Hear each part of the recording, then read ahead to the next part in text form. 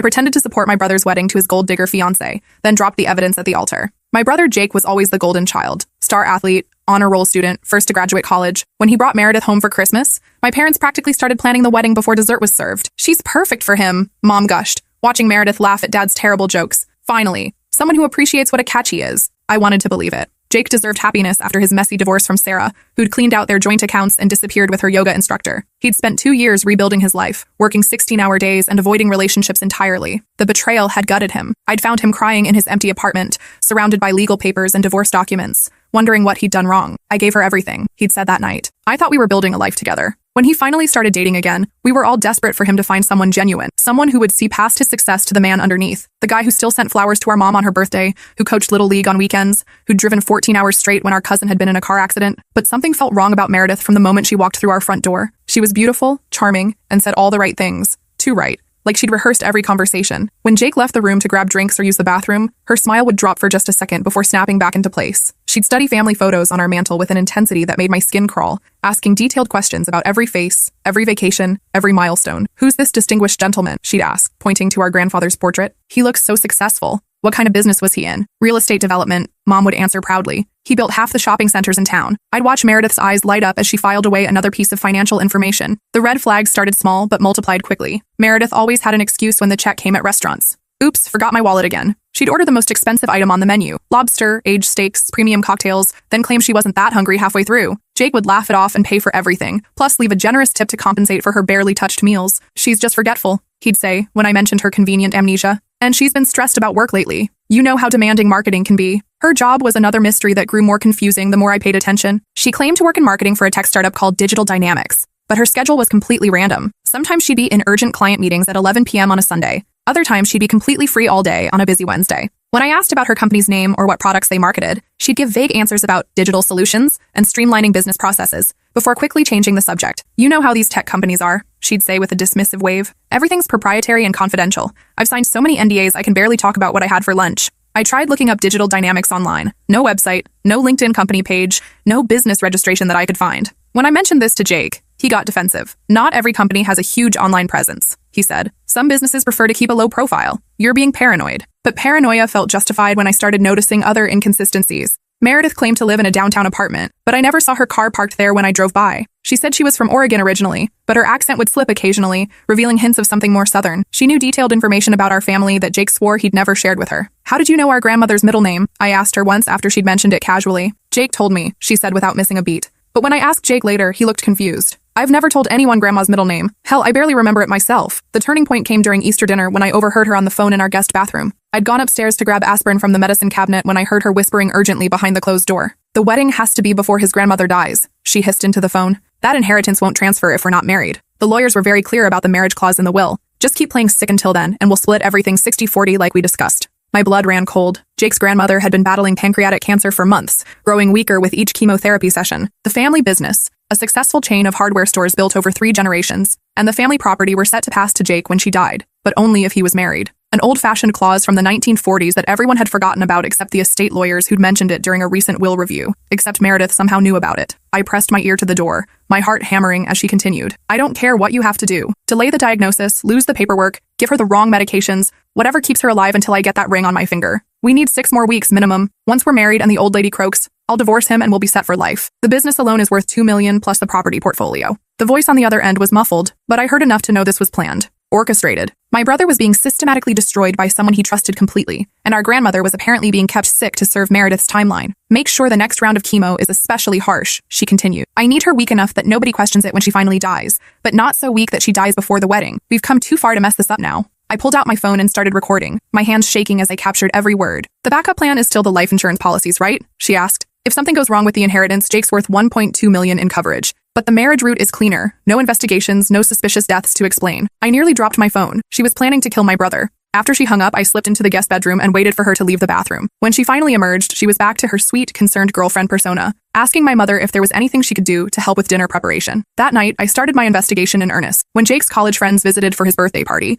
Meredith would disappear with sudden, debilitating migraines that required dark rooms and complete silence. But I caught her researching his social media from the guest room, memorizing details about people she'd supposedly never met. She had spiral notebooks filled with information, inside jokes, shared memories, embarrassing college stories, career details, family connections, everything she'd need to seem like the perfect girlfriend who just happened to miss meeting his closest friends due to her chronic health issues. My headaches get so bad around large groups, she'd explain later, touching Jake's arm with practiced sympathy. All that noise and energy just overwhelms my system. I'm so sorry I couldn't meet everyone properly. Jake would feel guilty for having friends over, for planning social events, for living his life in a way that caused his girlfriend pain. I found credit reports in her purse when she asked me to grab her lip balm from her bag. Not just Jake's, his whole family's, including mine and our parents. She'd been running comprehensive background checks on all of us, mapping our financial situations like a military strategist planning an invasion. The reports were thorough, showing bank account numbers, credit scores, investment portfolios, property values, even our employment histories and salary ranges. The papers were dated 3 months before she and Jake had supposedly met by chance at a coffee shop near his office. She'd been hunting him specifically.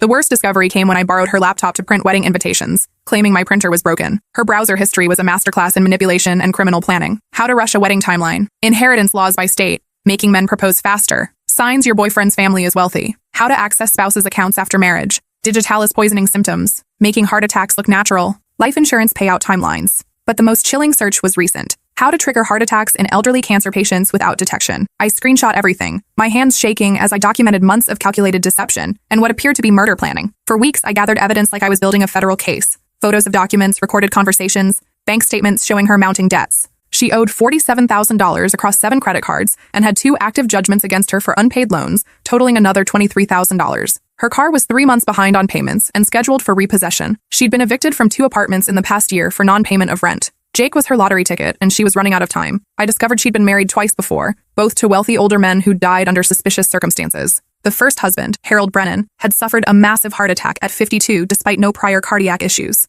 The second, Robert Martinez, had fallen down the stairs at his home at age 58, breaking his neck. Both deaths were ruled accidental after brief investigations, and both wives inherited everything: substantial life insurance policies, business assets, real estate portfolios. Meredith wasn't just a gold digger. She was a serial killer with a specific type. I tried approaching this carefully, sharing small concerns with my family first. But Meredith had already positioned herself as the victim of my jealousy and mental health struggles. When I mentioned her strange work schedule, she'd confided in my mother about her severe anxiety disorder that made regular employment difficult. When I questioned her financial contributions to their relationship, she'd tearfully explained to my father how her abusive ex-husband had destroyed her credit out of spite and left her financially devastated. I'm so embarrassed about my situation, she'd sobbed to my parents. Jake knows everything and accepts me anyway, but Sarah seems to think I'm some kind of gold digger just because I'm not wealthy like your family. Every concern I raised, she'd already crafted a sympathetic explanation for. She was always one step ahead, painting me as the unstable, jealous sister who couldn't handle her brother moving on. Jake was completely blind to it all. Love does that to people, especially people who've been hurt before. He was so grateful to find someone who seemed to accept him completely, who praised his kindness and success,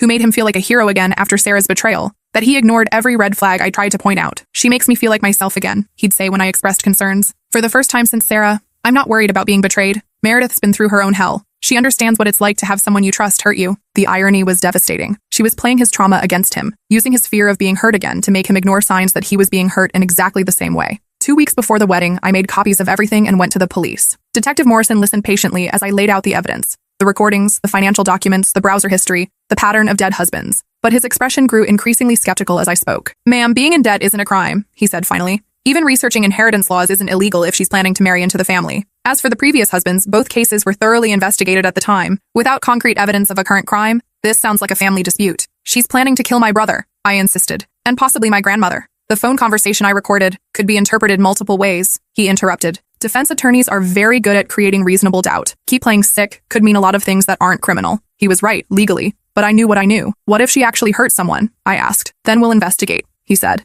"But we can't arrest people for crimes they might commit based on internet searches and suspicious timing." The night before the wedding, I tried one last desperate attempt to reach my brother. "Jake, we need to talk about Meredith. Please just listen to me for 5 minutes before you say anything." He cut me off before I could even begin, his face flushed with anger and exhaustion from wedding stress. "I'm not listening to this jealousy anymore," he said. "You've been trying to sabotage us since day one. Every time I'm happy, you find something wrong with it. Sarah poisoned you against the idea of me being in a relationship. This isn't about Sarah or my feelings about your relationships. It's exactly about Sarah," he exploded, his voice echoing through his apartment. "You think every woman is going to hurt me like she did? Well, guess what? Meredith isn't Sarah. She loves me for who I am, not what I have. She's been through hell herself and came out stronger." His words stung because part of them were true. I had been protective of him since his divorce, maybe overly so. But this was different. "Jake, she knows about Grandma's inheritance clause. She's been planning this marriage as a business transaction." "Enough!" He stood up, towering over me. "If you can't support my happiness, if you can't see that I found someone who genuinely cares about me, then maybe you shouldn't be at my wedding tomorrow." The threat hit like a physical blow. Jake and I had been inseparable growing up. He'd walked me to school when kids bullied me about my thick glasses and secondhand clothes.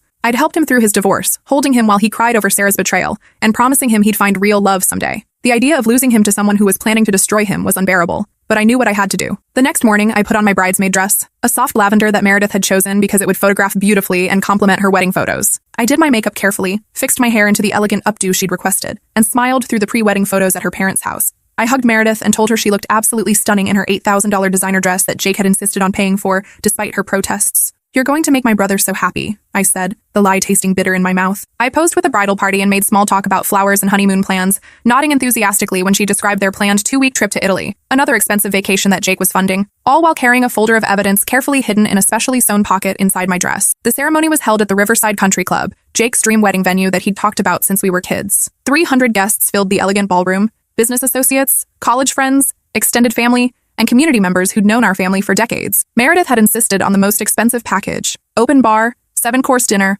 live band, elaborate floral arrangements that cost more than most people's cars. Every detail was designed to impress people she'd never see again after she collected her payout. As I walked down the aisle in front of the bride, carrying a bouquet of white roses and lavender that matched my dress, I caught sight of my grandmother in the front row. She looked heartbreakingly frail in her wheelchair, the cancer treatments having stolen most of her energy and nearly 40 pounds from her once robust frame. But her eyes were bright with joy as she watched her grandson's wedding, her face glowing with happiness at seeing him find love again. She had no idea she was watching her own murder plot unfold in real time. The officiant, Pastor Williams, who'd known our family for 20 years, began the ceremony with a reading from Corinthians about love being patient and kind. Jake stood at the altar looking happier than I'd seen him in years, his face glowing with genuine joy as Meredith approached in her flowing white gown. She looked like something from a fairy tale, which I suppose was exactly the point. "Dearly beloved, we are gathered here today to celebrate the union of Jacob Michael Sterling and Meredith Ann Collins in holy matrimony," Pastor Williams began, his warm voice carrying easily through the flower-filled ballroom. My heart pounded as he continued through the traditional ceremony. This was really happening. In minutes, my brother would be legally bound to someone who was planning to kill him for money, someone who might have already murdered 2 other men. Marriage is not to be entered into lightly, but reverently, deliberately, and in accordance with the purposes for which it was instituted by God. It signifies the mystical union between Christ and his church, and it is therefore not to be undertaken carelessly or selfishly, but thoughtfully and in the love of God. I thought about all the evidence hidden in my dress. The credit reports showing her massive debts, the browser history documenting searches for murder methods, the recorded phone conversation about keeping our grandmother sick, the pattern of dead husbands who'd all died unexpectedly after marrying her. Would anyone believe me? Would it matter if they did? Marriage is the blessed arrangement and institution ordained by God in paradise, and it has been confirmed as honorable among all men. It is therefore not to be undertaken lightly or thoughtlessly, but with reverence and in the fear of God. The irony of those words, about not undertaking marriage lightly, while watching someone who'd turned marriage into a murder weapon, wasn't lost on me. If any person can show just cause why they may not be joined together, let them speak now or forever hold their peace. The moment arrived faster than I expected, the traditional words that usually pass without incident in modern weddings, a formality that Pastor Williams probably hadn't seen, interrupted in his decades of performing ceremonies. I stood up slowly, my legs shaking with adrenaline and terror. I do. The church went silent so completely I could hear the air conditioning humming. 300 people turned to stare at me. I felt their shock, their confusion, their judgment washing over me in waves. Jake's face went white, then red with embarrassment and fury. Meredith's expression flickered rapidly through surprise, rage, and then quickly settled into hurt confusion, her default manipulation tactic. "I object to this marriage," I said, my voice carrying clearly through the silent room despite my trembling hands. Jake stepped forward from the altar, his face a mask of humiliation and anger. "Sarah, sit down. Now. This is completely inappropriate." "I can't do that," I said, reaching for the folder hidden in my dress. "Everyone needs to see this. Everyone needs to know what's really happening here." Meredith's eyes locked onto the folder like a predator spotting prey, and for just a second, her carefully constructed mask slipped completely. I saw pure, murderous hatred flash across her face before she composed herself and shifted into victim mode. "I'm so sorry, everyone," she said to the crowd, her voice shaking with practiced emotion and tears starting to form in her eyes. "Jake's sister has been struggling with some serious personal issues lately. She's been against our relationship from the very beginning, and we've tried to be understanding and supportive." Murmurs of sympathy rippled through the guests. Several people nodded knowingly, their faces showing pity for what they assumed was a family dealing with mental health struggles. It was easier to believe that explanation than the truth. "Sarah has been in therapy," Jake added, trying to salvage the situation and minimize the embarrassment. "She's having trouble accepting that I've moved on from my divorce and found happiness again." I walked toward the altar, opening the folder and pulling out the first document. "Meredith, tell everyone about your phone call on Easter Sunday. The one where you discussed keeping our grandmother sick until after the wedding so you could inherit the family business." The color drained from Meredith's face so quickly I thought she might faint, but she recovered with impressive speed. "I have absolutely no idea what you're talking about," she said, tears starting to flow freely now. "This is my wedding day. How could you do this to me? To your own brother?" "Because I have it recorded," I said, pulling out my phone. "Would you like me to play it for everyone?" I pressed play, and her voice filled the silent church, crystal clear and unmistakably hers. The wedding has to be before his grandmother dies. That inheritance won't transfer if we're not married. The lawyers were very clear about the marriage clause. Just keep playing sick until then, and we'll split everything 60-40 like we discussed. The room erupted in gasps, whispers, and shocked exclamations. I watched faces change from confusion to horror as the implications sank in. My grandmother clutched her chest, her face pale with understanding and betrayal. Jake stared at Meredith like he'd never seen her before, which in many ways he hadn't. I wasn't, Meredith started, but I was already pulling out more evidence, spreading papers across the altar like I was laying out a case for a jury. Here are her credit reports showing $47,000 in active debt across multiple accounts, I announced, holding up the documents. Here's her browser history, documenting months of research into our family's finances, inheritance laws, and murder methods. Here are records of her 2 previous marriages to wealthy men who both died under suspicious circumstances shortly after their weddings. I spread the papers across the altar, creating an undeniable display of evidence that couldn't be explained away or dismissed as jealousy. She didn't meet you by accident, Jake, I continued, my voice growing stronger as I saw doubt creeping into his expression. She's been tracking our family for months, waiting for the right opportunity to strike. You're not her first target. And if this marriage happened, you wouldn't be her last victim. Jake picked up one of the credit reports with trembling hands, scanning the numbers that told the story of Meredith's desperate financial situation. Meredith? Is this real? These debts? These dates? She was trapped, her carefully constructed lies crumbling in real time as hundreds of people watched. But Meredith was a survivor who'd perfected her craft over years of deception, and survivors adapt quickly when cornered. Okay, yes, she said, dropping the innocent act entirely, and speaking in a voice I'd never heard from her before. Cold, calculating, completely different from the sweet girlfriend persona. I researched your family before we started dating, but that's just being smart in today's world. Everyone does background checks on people they're going to commit to. It doesn't mean I don't love him. You told us you'd never been married before, Jake said quietly, his voice hollow with betrayal. I said my previous relationships didn't work out, she replied with a shrug. That's technically true. Death is the ultimate relationship failure. 2 husbands died, Meredith, both mysteriously, both wealthy, both shortly after marrying you. She actually laughed, a sound completely unlike any laugh she'd ever made around our family. It was harsh, bitter, and utterly without warmth. Mysteriously? She mocked. Harold had a heart attack because he was 300 pounds and lived on nothing but bacon and whiskey. Robert fell downstairs because he was drunk 20 hours a day and could barely walk straight. If that's mysterious, then every widow in America should be under investigation. The cold calculation in her voice, the casual way she dismissed the deaths of men she'd supposedly loved, was terrifying. This was who she really was underneath the sweet, vulnerable act, a predator who viewed human lives as business opportunities. My father stepped forward from the front row, his face red with anger. Young lady, I think you need to leave. Immediately. I'm not going anywhere, Meredith snapped, her mask completely gone now. This is my wedding, and these are lies being spread by a jealous, mentally unstable woman who can't handle her brother moving on with his life. Then explain the phone conversation, I challenged, holding up my phone again. Explain planning to keep our grandmother sick until after the wedding. Explain discussing splitting Jake's inheritance with someone. For the first time since I'd known her, Meredith had no immediate answer. She looked around the room, possibly calculating her options or looking for escape routes, then seemed to make a decision. Fine, she said with venom, pulling off her engagement ring and throwing it at Jake's feet where it clinked against the marble floor. You want to believe your psychotic sister over me? Go ahead, but you're making the biggest mistake of your life. She started walking toward the back of the church, her wedding dress trailing behind her like a white flag of surrender. But she stopped at the door and turned back, her face twisted with rage. Jake, when you realize what you've lost, don't come looking for me, she snarled. And when your precious sister destroys every relationship you ever try to have because she can't stand to see you happy with anyone, remember this moment. Remember that you chose her mental illness over my love. She walked out, and nearly half the guests followed her, some supporting her, others just eager to witness more drama in the parking lot, or simply wanting to escape the uncomfortable situation. Jake stood among the scattered papers, still holding her credit report, surrounded by the ruins of what was supposed to be the happiest day of his life. His dream wedding had become a public nightmare in front of everyone he knew and respected. Jake, I said softly, approaching him carefully like he might bolt. I'm so sorry it happened this way, but don't. He held up his hand, his voice hollow. Just don't say anything right now. I can't. I need a minute to process this. Pastor Williams, clearly shaken by the most dramatic ceremony of his career, cleared his throat. Perhaps we should move this conversation to somewhere more private. My parents, Jake, and I ended up in the country club's manager's office while the remaining guests were directed to the reception hall for drinks and whatever explanation the staff could provide. Jake sat in a leather chair, still in his tuxedo, staring at the evidence spread across the mahogany desk like pieces of a puzzle he couldn't quite solve. How long have you known? He asked finally, his voice barely above a whisper. I started suspecting things at Easter when I overheard that phone call, but I've been actively gathering evidence for about 6 weeks. 6 weeks. He nodded slowly, like he was trying to make sense of a timeline that didn't match his reality. And you didn't think to tell me any of this? I tried, I said, frustration bleeding into my voice. Every time I brought up concerns, you said I was jealous or mentally unstable.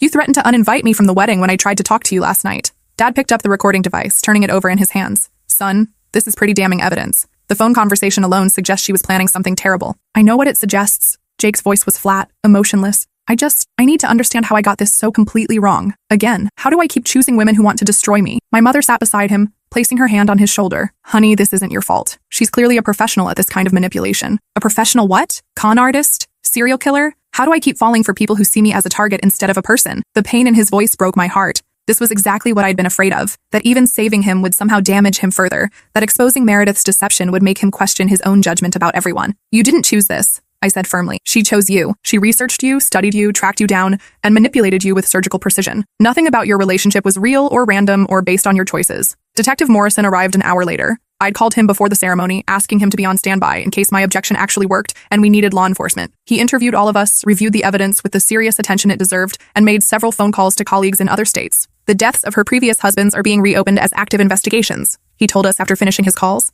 And we're looking at multiple fraud charges related to the false identity documents she used to research your family's finances and the identity theft involved in obtaining your credit reports. False identity? Jake looked up with confusion. Meredith Ann Collins isn't her real name, Detective Morrison explained. She's actually Michelle Carter, and she has an extensive record of small-time cons going back 15 years. Marriage fraud, credit card scams, insurance claims, identity theft. She's been building up to bigger targets as her skills improved. Jake was quiet for a long time after Detective Morrison left to coordinate with other agencies. Finally, he looked directly at me. I owe you the biggest apology of my life, he said. Not just for today, but for weeks of dismissing your concerns and calling you crazy. You don't owe me anything, I replied. You're my brother. Protecting you is my job. Even when I'm being a complete idiot who won't listen to reason, especially then. We spent the rest of the evening in the hotel bar, still in our wedding attire, getting progressively drunker while Jake processed the reality of his near miss. Some of the wedding guests joined us, curious about the dramatic turn of events and wanting to make sure Jake was okay. By midnight, it had turned into an oddly festive gathering, a celebration of a bullet dodged rather than a marriage celebrated. You know what the worst part is? Jake said around 1 a.m., loosening his bow tie and looking more relaxed than he had in months. I actually thought I was getting better at judging people. After Sarah, I promised myself I'd be more careful, more observant, more aware of red flags. And instead, I picked someone even worse. Sarah was a cheater and a thief, I pointed out. But she wasn't planning to murder you for your life insurance. There's a significant difference in the level of evil we're talking about here. Yeah, one's more creative than the other, he said with dark humor. Our cousin David, who'd stayed for the impromptu reception, raised his glass. Here's to Sarah for saving Jake's life and probably his inheritance. Here's to families who don't give up on each other even when it's hard, Jake corrected, clinking his glass against mine. 3 weeks later, Detective Morrison called with major updates. Meredith Michelle had been arrested in Las Vegas while attempting to marry a casino owner using yet another false identity. The investigations into her previous husbands had uncovered evidence of digitalis poisoning in both cases, a plant-based toxin that mimics heart attack symptoms and is nearly undetectable without specific testing. She was facing multiple charges of murder in the first degree, fraud, conspiracy, and identity theft across 4 states. Jake had his locks changed and hired a private security company after receiving several threatening phone calls from an unknown number that we all assumed was Meredith calling from jail. He also started therapy with a specialist in trauma and manipulation to work through what he called his broken picker when it came to relationships. I need to understand why I'm attracted to people who want to hurt me, he told me after his first session. There has to be something I'm missing, some pattern I'm not seeing. 6 months later, our grandmother passed away peacefully in her sleep, surrounded by family who loved her. Jake inherited the family business as intended, but more importantly, he was alive to receive it and honor her memory. At her funeral, he squeezed my hand during the service. She would have been heartbroken to know what almost happened, he whispered. She would have been proud that family protected family, I whispered back. A year later, Jake started dating Emma, a 3rd-grade teacher from the elementary school near his house. She was kind, genuine, financially independent, and had her own career and life goals. More importantly, when Jake told her about what had happened with Meredith, she was horrified rather than impressed, which seemed like an excellent sign for his recovery. I'm going to need you to investigate her too, Jake joked when he first brought Emma to Sunday dinner. Already did a preliminary background check, I replied with a grin. Clean credit history, stable employment for 6 years, no mysterious dead husbands, and she insisted on paying for her own coffee on your first date. You're good to go. You actually ran a background check? Emma asked, laughing. After what happened, I'm running background checks on everyone who comes within 10 feet of my family,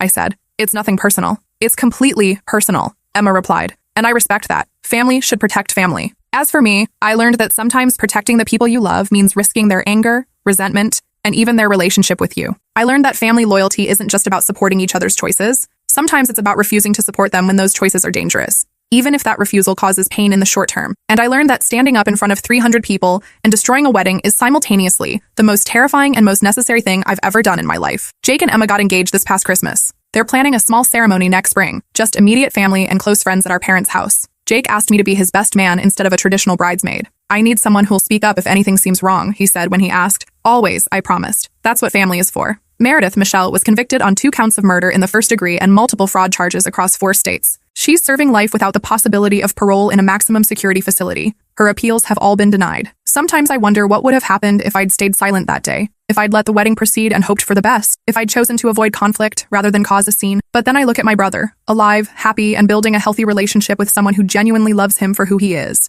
And I know I made the right choice. Family protects family, even when it's messy and uncomfortable and humiliating, even when it means standing up at an altar and destroying everything in front of hundreds of people, even when it costs you temporary relationships and social standing. Because sometimes the most loving thing you can do is refuse to let someone you care about destroy themselves, even if they hate you for it in the moment.